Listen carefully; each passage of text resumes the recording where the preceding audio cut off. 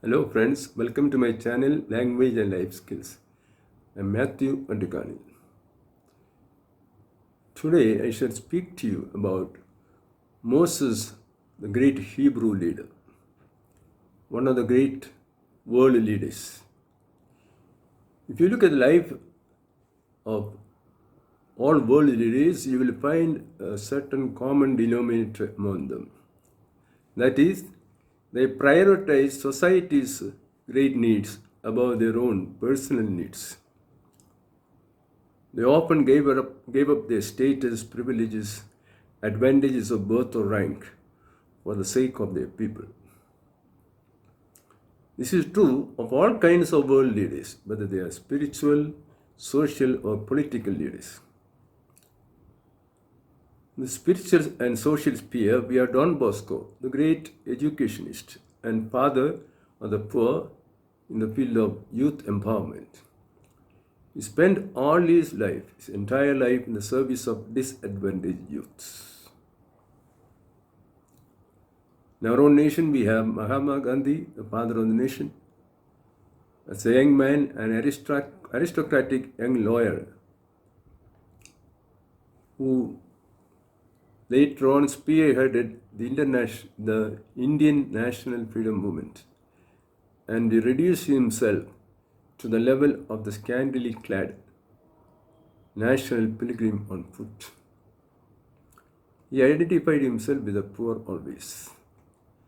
Once while he was traveling in the train, a journalist asked him, "Why do you travel third class?"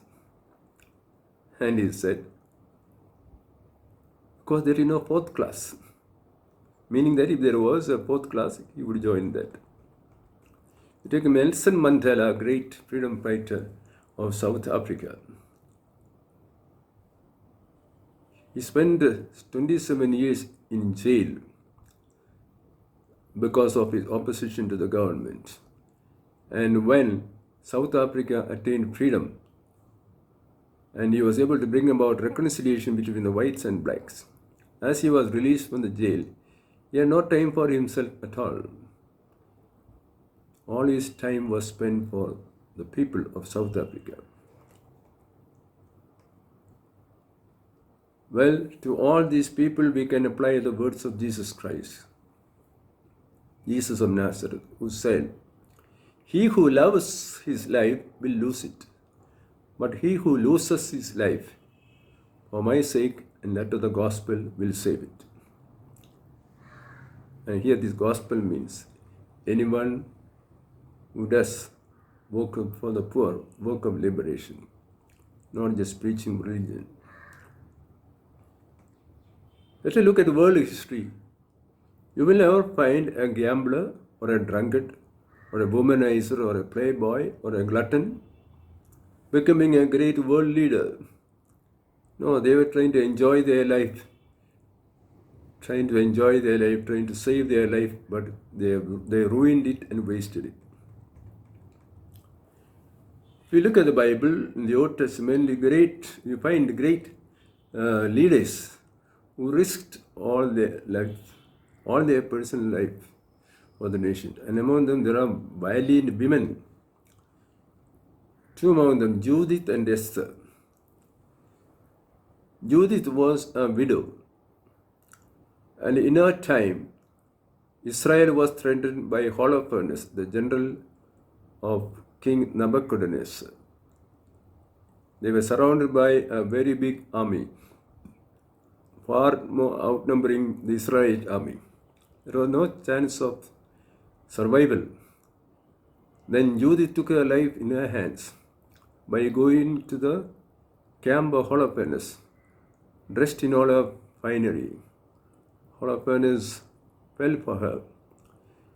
He was taken up by her charms, and he gave a big party for all the generals and officials. And he became drunk during the party. And it was that time that Judith cut off his head and carried that head in a basket to her camp.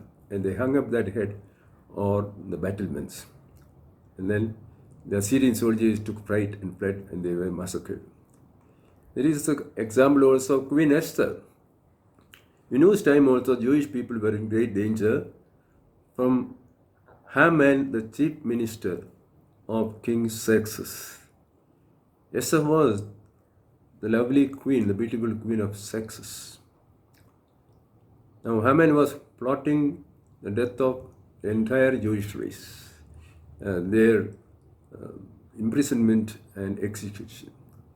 Now Judith, together with Mordecai, her cousin, undertook a very dangerous adventure. That is, she went into the presence of the king unasked. The penalty for this was death. But by God's providence, she was spared, and the king listened to her story. And as a result, the Jewish people were spared, and Haman, the plotter of all this, was executed. Now we come to our hero Moses, the great liberator. Let's have a little historical background about Moses. During the time of famine, all over the world, the chosen people of Israel came from Canaan to Egypt to buy corn from Joseph, one of their own, who was the governor of Egypt. Then they were welcomed by the Pharaoh as friends and given land and property and allowed to settle down in Egypt. But after some years, they forgot all this history. They increased in number, and the Egyptians felt threatened by them. They said, if these people turn against us, what will happen? So they oppressed them with the hard work. And the Pharaoh passed a rule that every first male born of the Hebrews should be killed.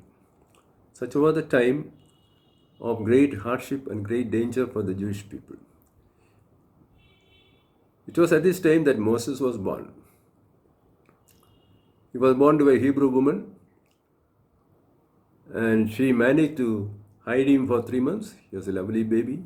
After 3 months, she could not hide him anymore. So she made a wicker basket of reeds and covered it with pitch and tar, made it waterproof, and put the baby in the basket and hid him among the bulrushes of the Nile River. After some time, Pharaoh's daughter came for bathing, and she was accompanied by her maids. Now, little away from the baby but hidden, there was his little sister watching over the scene. One of the maids of the princess saw this basket, opened it and found the little baby inside.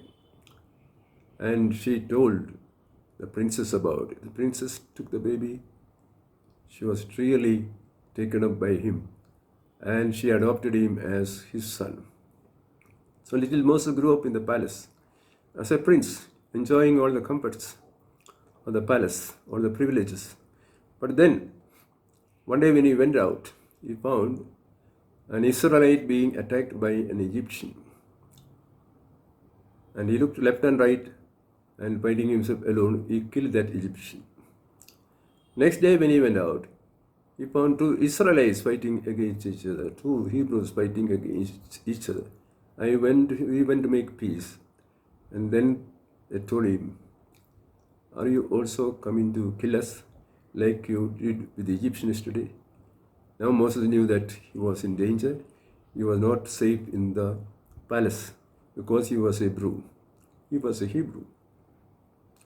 So immediately he fled the palace, went to the land of Midian, and he lived there. He left behind all his cozy and comfortable life as a prince. Giving up all that, he went there to Midian. There he grew up. And it was there that the call of God came to him to go to Egypt and liberate his people who were suffering so much. Liberate them from Pharaoh. That is the call of Moses, and that is the beginning of the heroic life of Moses. Friends, if you like this video, please subscribe. So bye, till the next time. Bye.